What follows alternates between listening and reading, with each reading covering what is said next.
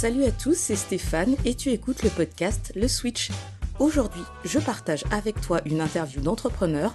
Comme tu le sais, ou peut-être pas encore, ce podcast est dédié aux entrepreneurs, mais plus que cela, il met en lumière ce qui m'enthousiasme le plus, à savoir leurs histoires. Au fil de nos épisodes, nous explorons des vies, des parcours et rencontrons des individus qui bousculent le statu quo, car derrière chaque entreprise, il y a un entrepreneur et avec lui, une histoire fascinante que je m'apprête à partager avec toi. J'espère que tu prendras autant de plaisir à écouter cet épisode que j'en ai eu à le faire. Bonne écoute à toi. Bonjour Adrien, merci à toi d'avoir accepté notre invitation. Donc, je vais commencer par te poser la première question un peu classique de savoir déjà qui es-tu et bien sûr te présenter. Qui suis-je? Ça, c'est une question qui pourrait nous faire un podcast entier. Je suis un ancien entrepreneur, juriste de formation principalement, et maintenant je suis plutôt spécialisé dans l'accompagnement de start-up, d'entrepreneurs, je dirais même, puisque j'accompagne plutôt des personnes que des organisations.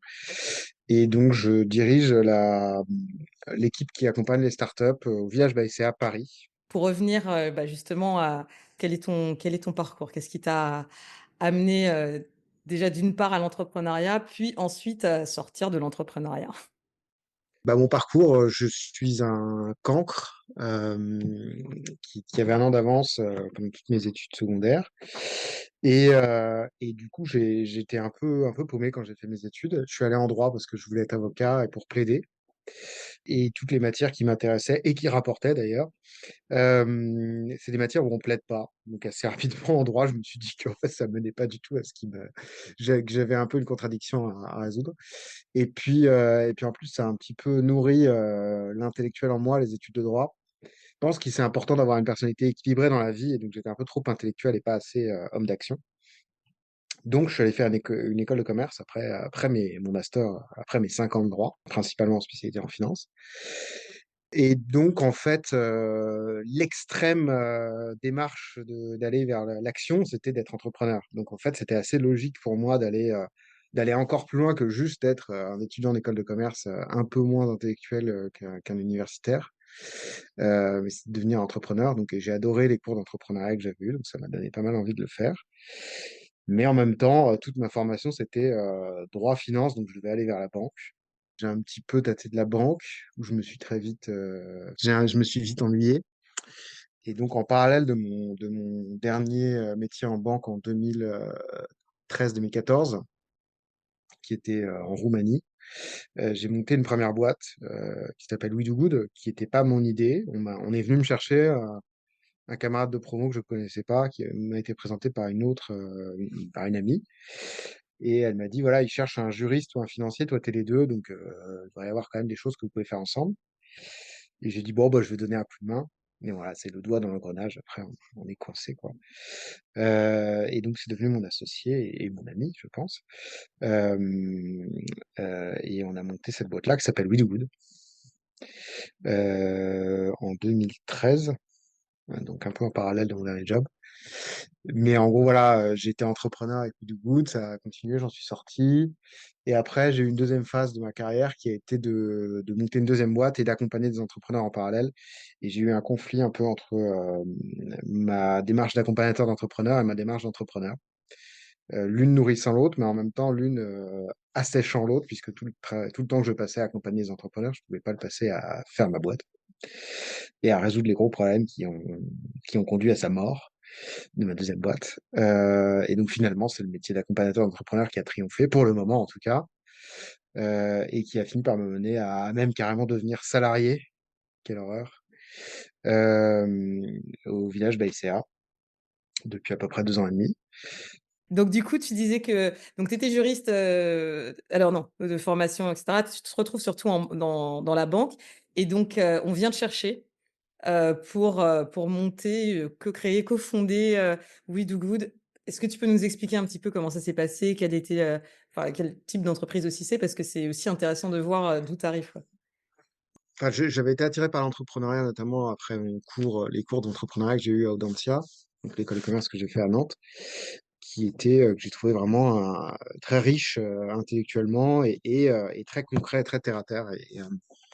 Et j'aime bien réfléchir, mais finalement, j'aime bien le côté très concret de l'entrepreneuriat, résoudre des vrais problèmes et tout ça. Mais bon, j'avais pas spécialement d'idées moi-même et voilà. Et puis je savais pas trop où j'allais à la fin de mes études, encore, à la fin de mes deuxièmes études. Donc j'étais un peu en banque comme ça, et même en banque, je savais pas trop où j'allais. J'avais tâté des trucs un peu intéressants, mais et puis c'était en pleine crise. C'était encore un peu la crise, parce qu'en fait j'ai fait des études aussi aidées par la crise. Et c'était encore un peu la crise bancaire. Du coup, c'était pas si facile de trouver un job. Donc, je suis parti en Roumanie aussi un peu par défaut. J'ai une amie qui me contacte, qui me dit, tiens, tu te souviens, le mec qui était président du BDA, Bureau des Arts, en fait, il est en train de monter une boîte, un truc un peu bizarre pour aider des entrepreneurs, pour leur trouver de l'argent. On appelle ça du crowdfunding ou un truc comme ça, je sais pas, du crowdfunding. Je sais même pas, je crois qu'elle a pas bien prononcé le truc, donc c'est crowdfunding en fait, donc financement par la foule. Et donc, c'était We Do Good, qui à l'époque s'appelait Y Project, d'ailleurs, projet Y, parce qu'on était de la génération Y. Et voilà, et donc je fais un premier échange avec lui, et il me dit, voilà, je cherche un coup de main. On vient de me refuser dans l'incubateur de Lancia, parce qu'ils m'ont dit que j'avais personne ni en droit ni en finance. Donc moi j'étais un mauvais financier, un mauvais juriste, mais j'étais quand même un peu les deux. Du coup, je dis, bah, ouais, je veux bien te donner un coup de main, et puis on verra où ça nous amène. Et puis finalement, bon, bah, de fil en aiguille, bah, ça nous a amené à ce que je décide de devenir associé. On a fait un beau tandem aussi avec Jean-David, qui, s'il écoute un jour ce podcast, je le salue et je le rends hommage à ce très bel entrepreneur très courageux. Et c'était un vrai plaisir de travailler avec lui pour créer des choses. Je pense que l'entrepreneuriat, c'était aussi beaucoup un moyen pour moi d'être créatif. Et avec Jean-David, c'était assez intéressant parce que du coup, on essayait toujours de créer des trucs et c'était assez libérateur, d'autant on a rencontré beaucoup de gens qui disaient, mais non, vous pouvez pas faire ça. Puis je crois que j'étais là, bah, pourquoi? Bah, parce que, euh, d'accord, bah, on va essayer de faire et puis on verra. Et beaucoup de trucs, il disait, ah, c'est illégal. Et je dis, bah non, c'est pas illégal, il n'y a pas de loi qui interdit de faire ce qu'on fait. Ouais, mais il n'y a rien qui vous autorise. Oui, mais le principe en droit français, c'est la liberté, c'est pas l'interdiction. Ah, ok. On a créé un contrat et puis la boîte a fait son petit bout de chemin et au bout d'un moment, on s'est retrouvé face à une petite difficulté, ce qui fait que j'ai dû dire à mes associés, écoutez les gars, en fait, on va faire faillite là dans 6 mois, donc faut virer la moitié des gens pour qu'on puisse durer un an et se donner une chance de réussir. Donc je vous propose de virer les plus mauvais éléments. Donc j'ai commencé à mettre mon nom en haut du tableau et dit maintenant il faut qu'on rajoute deux, trois noms. Mais donc déjà je vous ai donné le premier. Et donc ça a été un moment assez dur. Et c'est assez dur en plus de renoncer à un projet, même si j'y ai renoncé qu'à moitié, parce que l'entrepreneuriat, c'est beaucoup basé sur l'espoir. Donc quand tu te dis je sors du truc, tu renonces à l'espoir. C'est en fait un truc très coûteux mentalement. Mais bon, je suis resté actionnaire, plus minoritaire qu'eux parce ils sont montés dans le capital, ils ont fait un prêt d'honneur, etc. Mais je suis resté quand même un pied dans le truc. Je leur ai donné des vrais coups de main. J'ai eu un peu de mal à trouver ma place au départ en étant à moitié dehors, à moitié dedans. Mais j'ai fini par la trouver. À une époque, c'était moi qui amenais 50% des clients. Mes activités étaient assez complémentaires. J'accompagnais des entrepreneurs qui cherchaient de l'argent. Les tout premiers fonds propres sont les plus difficiles à trouver de tous les fonds propres. Ouais. Et Willwood était spécialisé dans le fait de trouver les tout premiers fonds propres. Voilà, et puis donc je suis resté un peu en lien avec Willwood en contribuant ponctuellement, avec ce rôle un peu extérieur, un peu intérieur, qui finalement convenait bien à mon tempérament, je crois, même si c'est un côté un peu frustrant, on n'est plus tout à fait dans l'aventure, jusqu'à ce qu'on vende la boîte. Il y a eu d'autres péripéties entre-temps dans ma vie, mais en tout cas, on a fini par vendre la boîte il y a un an et quelques à un concurrent qui s'appelle Érable, et dont je suis actionnaire maintenant, puisqu'il nous a payé notamment en nous donnant les actions de la boîte. Et je les vois de temps en temps, et j'ai l'impression que c'est une bonne opération, puisque la plateforme s'épanouit bien et que c'est un peu un renouveau pour Willwood. Comment t'aider ces entrepreneurs? Parce que après, tu les as accompagnés même en solopreneur. Bah, effectivement, il y avait trois grandes caractéristiques à Willwood. C'était que c'était pas une boîte parisienne, qui est quand même une caractéristique importante, parce que ça conditionnait pas mal de choses, et probablement ça serait devenu une plus grosse boîte, je pense, si ça avait été à Paris. Mais aussi que du coup, ça a donné un peu une coloration un peu différente. Que la boîte a été créée pour soutenir des projets à impact, ce qui paraît assez tendance, classique, mainstream aujourd'hui. Mais en 2012-2013, au moment où on réfléchissait à la boîte, c'était pas du tout aussi mainstream, évident et facile. Et nous, on a été un peu confronté à un problème d'ailleurs, c'est qu'on a fait un peu une double niche. C'était qu'on avait en plus du côté impact, qui était vraiment la raison d'être initiale de Woody et je dirais, même si c'était un peu un frein à son développement, parce qu'à l'époque, l'impact était moins massif qu'aujourd'hui, c'était aussi un des avantages de Willy Good. Ça nous a permis d'avoir des ressources, notamment de bonne volonté humaine, qu'on n'aurait pas eu si on n'était pas un projet fondamentalement à impact. La deuxième niche, c'est qu'on a fait un contrat, on a créé un contrat, sui generis. Ça veut dire qui est à lui-même sa propre catégorie. J'ai créé le contrat. Je pense qu'on peut dire que c'est moi l'auteur. Bon, même si j'ai été largement aidé par Jean-David et puis on s'est copié les uns les autres un peu avec d'autres gens qui faisaient des choses un peu similaires. Donc, je peux pas non plus dire que j'ai créé tout seul dans mon coin, mais enfin, j'étais quand même le principal auteur. On a appelé couramment un contrat de royalties. D'accord. Le terme juridique que j'ai trouvé en m'inspirant de mon cours de finance, c'était contrat de cession de revenus futurs. Ok. Donc normalement, s'il y a un contrat avec marqué contrat de cession de revenus futurs, c'est pas forcément le mien, mais en tout cas, c'est moi qui ai trouvé le titre. Et donc, du coup, voilà, on touche de l'argent de quelqu'un et en échange, on lui cède une partie de notre chiffre d'affaires, ce qui est une sorte de dividende forcé ou de remboursement de prêt aléatoire. Et donc, voilà, rien que l'expliquer prouve que c'est quand même un truc un peu nouveau, mais en même temps, c'est une sorte d'actionnariat en plus simple, finalement. Et donc, on avait cette double niche qui était faire un produit financier un peu nouveau, qui est là pour protéger les entrepreneurs de la dilution de capital, les Mhm. maintenir maîtres de leur entreprise, ce qui est quand même un truc important parce que tous les entrepreneurs veulent être libres. Et donc, mais ça restait un produit un peu nouveau, un peu bizarre, un peu hybride, sur lequel il fallait faire de l'éducation. Donc, j'entends pour l'impact, j'entends pour le contrat, donc la protection. Donc, en fait, toi, ta plateforme, elle faisait de l'argent comment? En termes de business model, parce que c'était ta double niche, tu récupérais Une ton. remarque au passage, si on est rejoint après, mais j'ai un peu à cette époque-là acquis la conviction que quand on innove, à part quand l'innovation est strictement technique, genre ingénierielle, et encore, on innove toujours juridiquement. Et en fait, si, Ouais. parce que le type qui a inventé l'avion, il a inventé le droit aérien, en fait, hein. Il n'y avait pas de droit aérien avant qu'il y ait des avions. Donc en fait, il y a toujours une innovation juridique quand on fait de l'innovation. Et c'est la marque, un des marqueurs d'innovation, c'est on fait un truc qui est pas tout à fait légal. Ce que je veux dire par là, c'est on fait pas un truc qui est formellement interdit. C'est-à-dire on fait un truc sur lequel la loi ne prévoit pas une autorisation et une organisation explicite. Et donc, ce que certains mauvais juristes, certaines personnes qui se croient juristes et qui n'ont pas fait de droit, interprètent comme mais c'est pas autorisé. Alors en fait, non, si c'est pas autorisé, ça veut pas dire que c'est interdit. C'est le principe de l'entrepreneur. Tu proposes quelque chose et souvent tu proposes quelque chose d'un petit peu différent puisque ça va Ouais. améliorer la vie des gens, quoi. Ça peut être quelque chose qui existe déjà, puis tu as un Et petit après, ajout bon, qui va faire que. donc faut tenter. Et puis en fait, ça coûte pas forcément grand-chose de tenter un truc, quoi. Euh, et ça veut pas dire que ce sera adopté, que ce sera massifié. Donc pour répondre à ta question, quand même, comment est-ce qu'on gagne de l'argent? Bah, au départ, on n'en gagnait pas beaucoup. Et en fait, on avait un intérêt le plus possible aligné sur nos entrepreneurs et qu'on prenait un pourcentage sur leur levée de fonds. On prenait pas de frais fixes au départ, on a fini par en prendre parce qu'en fait, on s'aperçoit qu'il y a beaucoup de gens qui venaient. Le crowdfunding, c'est du travail, en fait, c'est pas que la plateforme qui fait tout le Bah boulot, oui. c'est l'entrepreneur qui doit travailler. Maintenant, ça se sait, mais en 2013, il fallait vraiment faire de la pédagogie pour leur dire non, mais en fait, vous venez nous payer pour travailler, hein, pas pour qu'on travaille pour vous. Enfin, on va travailler pour vous, mais vous allez beaucoup travailler Et pour vous vous allez et on va bosser vous aider aussi à pour vous, travailler. ouais. Et 90% du boulot, c'est vous qui allez le faire. Et Mmh. OK, nos 10% sont très importants et on va vous aider à faire vos 90%, mais vous allez bosser. Et du coup, il y avait des gens qui venaient un peu en touriste. Et du coup, rien qu'en mettant, je crois, au début, on a mis 200 balles, je crois, de frais. C'était même une avance. C'était même pas un frais. C'était pas un truc supplémentaire, c'était une avance. On touchait pas plus d'argent, mais on touchait 200 au début. Rien qu'en faisant ça, on a eu 50% de prospects en moins. Et puis après, on a mis une troisième rémunération qui était la meilleure, je trouve, en termes éthiques, on va dire, Mmh. enfin en termes d'alignement d'intérêts, c'est que c'était une rémunération sur les royalties perçues. puisque l'un des intérêts de la plateforme, c'est qu'elle gérait la perception des royalties, les déclarations fiscales, etc., etc. Enfin, elle gérait, je sais pas pourquoi je parle au passé, elle gère toujours.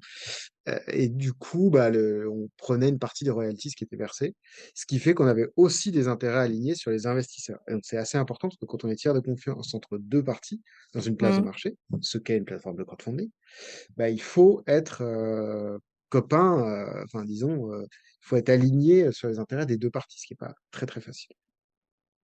Voilà. Et donc, petit à petit, on a fait des petits réglages, on a un chiffre d'affaires qui a monté progressivement. Et puis, on a fini par payer des gens. Et voilà, et on a une boîte qui est devenue rentable. Au bout de combien de Euh, temps? je pense qu'on a mis à peu près 5 ans.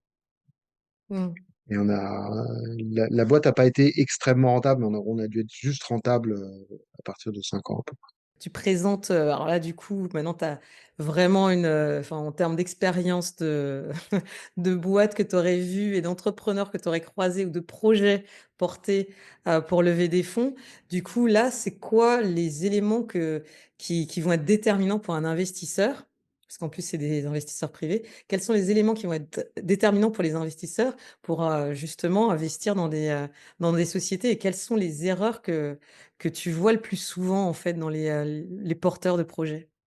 Bon, d'abord, je vais faire une réponse un peu Père Noël est une ordure. Bah, ça dépend évidemment de l'investisseur. Ça dépend du stade de la société, du type de société, etc. Et donc, bon, si on est une société très très tech et que les investisseurs sont eux-mêmes très branchés tech, bon, bah, la tech va déterminer l'essentiel. Pour l'investissement un peu plus habituel, pour des business angels en seed, comme on dit, donc la première vraie levée de fonds auprès d'étrangers, quoi, de gens qu'on ne connaît pas, qui sont pas de la famille. Ce que je vois, ce qui est important pour l'investisseur business angel, ils vont beaucoup regarder l'équipe parce que c'est le principal. C'est pas facile à regarder objectivement, évidemment, mais c'est l'actif le plus tangible de la société, même d'ailleurs quand on fait des briques, hein. Parce que c'est bien les mains du type qui va couper la brique le truc en morceaux. Donc l'équipe va être beaucoup regardée. La maturité de l'équipe, la maturité entrepreneuriale, est-ce qu'elle est solide? Est-ce qu'elle est mentalement solide? Est-ce qu'elle est soudée? Est-ce qu'elle se complète? Est-ce que c'est les bons profils pour ce projet? Ça peut très bien être des gens très bien, mais qui sont pas faits pour faire ce projet-là en particulier. Ça peut être une équipe de type géniaux, mais trop similaires. Moi, j'ai vu beaucoup le marché être regardé parce que c'est un critère assez objectif, assez macro, assez rapide à vérifier. Donc, c'est un truc pas mal. Les investisseurs qui ont une approche très pro, enfin assez pro et assez rationnelle, on pense à regarder beaucoup le marché. Il y a l'impression qu'il y a deux choses dans le marché. Il y a la taille du marché. Est-ce que c'est juste la France ou est-ce que c'est un marché qui est facilement internationalisable? Mondial ou international, ouais. Voilà.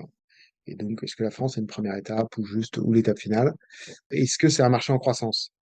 Et en fait, il vaut mieux un marché pas trop gros mais en croissance forte qu'un marché très gros mais sans croissance. Parce qu'un marché très gros et sans croissance, bah, logiquement, il est déjà pas mal Et occupé. il est à Un maturité, il est mort, marché, quoi. voilà, c'est en rouge, quoi. Moi, je vois des investisseurs qui me disent, j'ai pas besoin d'avoir une entreprise qui fait du chiffre d'affaires.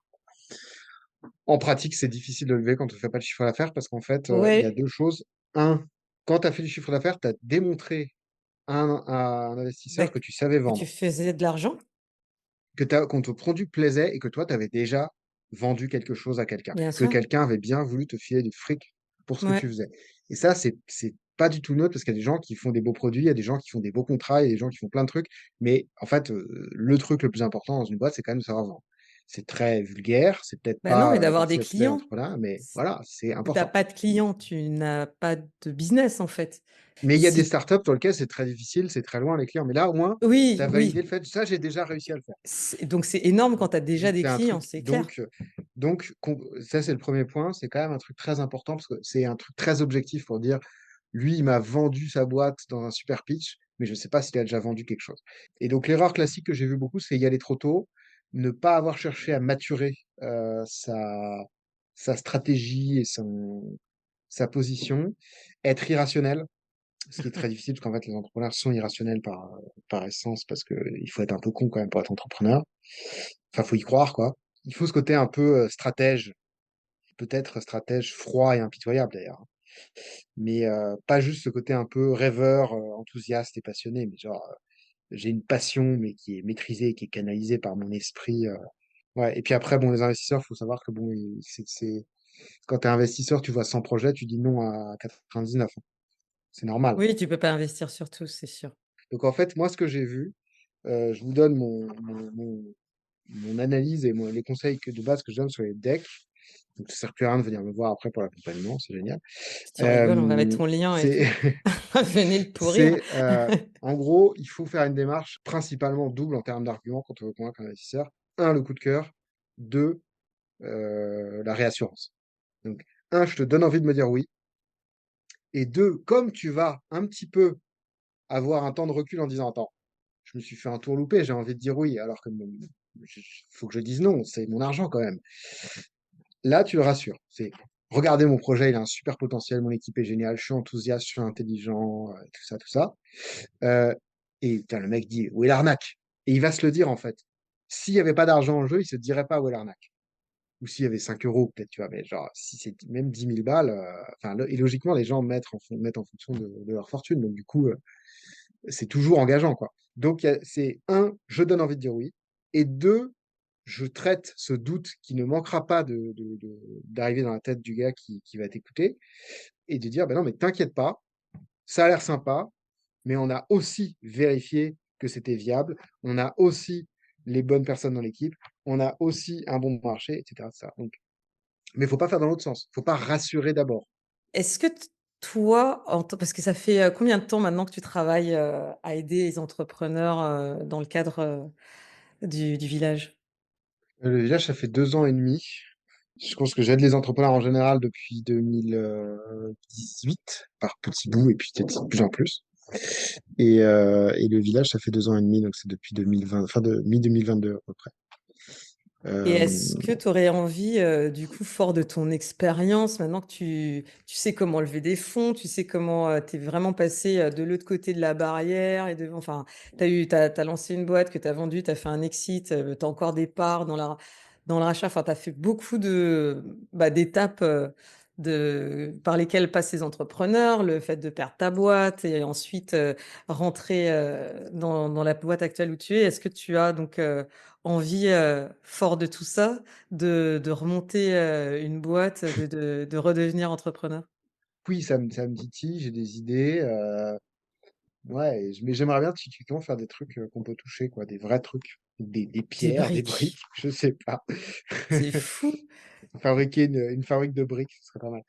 En Euh, même temps, tu es sûr qu'elles sont utilisées, hein, mais Ouais, alors c'est un truc que j'aime bien. C'est-à-dire que j'avais fait la plonge quand j'étais jeune, comme donc la vaisselle quoi, dans un assaut, comme job d'été. Et ce que j'aimais bien, c'était la pile d'assiettes qui baissait d'un côté sale et que qui tu la montait du vois côté propre. Et je trouve descendre c'est extrêmement plus sympa que de regarder un tableau Excel, quoi. Et je sais que j'aime bien les tableaux Excel, mais tu ah vois, c'est non. comme au village, on a beaucoup de boîtes digitales et je sais pas, les gens me disent, ah, mais montre-moi les boîtes. Et je dis, bah, je vais te montrer des écrans d'ordinateur, quoi. Il y a pas il y a rien à montrer, quoi. Pratique. Enfin, il y a quelques boîtes, il y a des trucs à montrer. La plupart, il y a une Ah, tu aimes bien le plateforme. truc, Et puis, concret, quoi. ouais, j'aimerais. Et puis, je pense qu'en plus, la France aura bien besoin d'être réindustrialisée. Donc, je trouve que ce serait pas mal pour ce pays aussi qu'il y ait des gens qui veulent se dire, bah, je vais Je construire un fabrique des truc qui briques. sera vraiment utile. Voilà, je vais fabriquer des briques. Il y a plusieurs talents à avoir dans l'accompagnement entrepreneur. L'un d'eux, c'est de voir le problème. Le deuxième, c'est de connaître la solution. La solution, c'est une expertise technique, d'ailleurs. Et le troisième, c'est de savoir se faire écouter. Et donc, si tu vois le problème, que tu connais la solution, mais que l'entrepreneur t'écoute pas, bah, tout ce que tu as fait est anéanti par la dernière étape. Mmh. Effectivement. Et j'ai beaucoup d'entrepreneurs qui me rappellent après en disant, ah, bah, en fait, tu avais raison. Ouais, bah, je sais, je suis presque aussi énervé avec toi que tu me le dises Ouais, après coup. non, moi, c'est un peu, tu deviens un peu la maman, «Non mais attends, je te montre quand même, est-ce que tu as vu ça?» On t'envoie le «Non Ouais. mais regarde et tout, tu en penses quoi?» Donc c'est super, bah, après voilà, c'est aussi ce qui rend la chose touchante. Moi, je trouve que ça renvoie un peu à son humanité, ça fait un peu du bien aussi, de vivre avec des gens qui ont des étoiles dans les yeux. S'il y avait une chose dont tu voudrais que les gens se souviennent, en ayant écouté cette interview, ce serait laquelle? N'ayez pas peur du droit, quoi. Parce que le droit, «Ah les mais tu contrats, me ça fait fais peur. tellement plaisir!» C'est Et nécessaire surtout, en fait, c'est aussi. c'est un moyen, c'est pas une fin. C'est pas une Et fin. et il y a beaucoup de choses qui sont pas interdites, qui sont pas explicitement autorisées, mais ça veut pas dire qu'elles sont interdites. Donc n'oubliez pas que la règle, le principe, c'est la liberté, l'exception, c'est l'interdiction. Donc tout ce qui n'est pas interdit est autorisé. Un interdit qui n'est pas surveillé, on peut faire un peu ce qu'on veut quand même. Donc Oh, tu l'as posé là. Waouh! Ah oui, t'as peur de rien, d'accord, OK, je l'ai pas vu, non, non, OK. Ah ouais, je non, c'est pense bon, que t'es parti. OK. je pense qu'il y a non, mais il y a 2 grandes limites. C'est la première, c'est la vraie morale. On peut faire des trucs pas tout à fait autorisés, voire interdits, mais tout en essayant de rester dans la morale et donc ne pas faire des tu vois? Évidemment, faut pas tuer, voler et cetera. Donc ça, c'est la première limite qui est une limite, personnelle et donc il y a pas besoin de la loi pour ça et normalement, on a un bon aiguillon interne et la deuxième limite, c'est que, il faut pas faire n'importe quoi, n'importe comment, en prenant n'importe quel risque. Mais quand il y a un petit doute ou que c'est par exemple, bon, bah, faut que je fasse telle obligation, mais en fait, si je le fais avec 6 mois de retard, bon et que personne ne s'en rend compte. Est-ce qu'il y a mort d'homme? Pas forcément. Donc je dis pas qu'il faut vraiment pas respecter la loi, je dis, soyez diligents sur ce qui est Ouais. important, pas sur ce qui l'est pas. En tout cas, Adrien, je te remercie énormément pour ton temps. Tu as été, Je t'en super prie. généreux en plus en infos et en termes de timing, c'était trop, trop bien.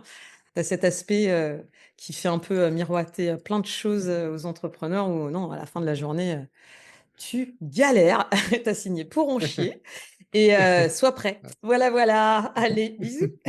C'est un peu l'idée, quoi. Ouais, c'est ce qui fait la valeur de la réussite, hein. De toute façon, Et c'est ce qui c'est fait la parce que c'est dur beauté, que ça vaut quelque chose. c'est clair. C'est ce qui fait la beauté de l'entrepreneuriat. Chers auditeurs, nous arrivons donc à la fin de cet épisode.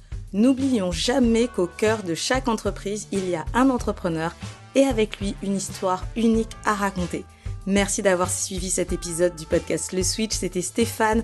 Reste à l'écoute pour de nouvelles histoires passionnantes d'entrepreneurs et d'entrepreneuses qui écrivent leur propre destin. Si tu as aimé cet épisode, n'hésite pas à me le faire savoir en y mettant 5 étoiles sur ta plateforme ou en me laissant un commentaire sur mon compte Instagram Stéphane_le Switch. Je répète, Stéphane_le Switch. À dans un mois pour un nouvel épisode.